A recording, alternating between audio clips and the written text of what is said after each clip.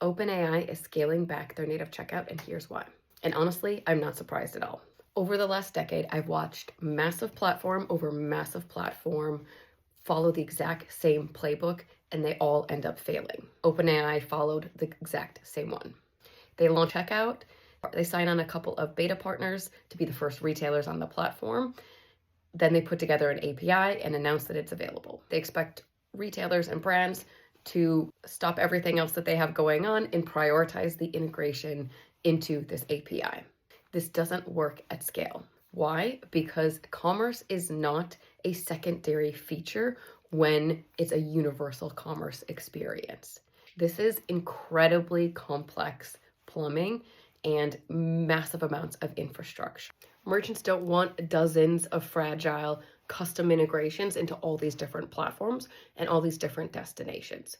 Put a different way, these big mega platforms are destinations, and they need to be a destination and not a commerce platform. These platforms are essentially asking all of the brands and merchants to build their own private road to reach their destination, to reach that platform, to be able to sell there. And it's not scalable. Brands and retailers have roadmaps that are 3 and 4 years long, and they don't have enough resources. And the cost of opportunity for all the other things that they have is high. It's hard for them to process and think about all of these individual locations. And then you have the platforms like an OpenAI that do this big shiny launch, and a few months later are like, oh, we're gonna pull back. Like, they're not even committed enough to allow the brands and retailers time to put it on their roadmap and do the work that they asked them to do.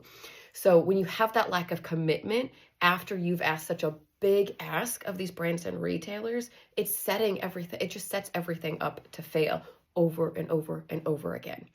But there is a solution.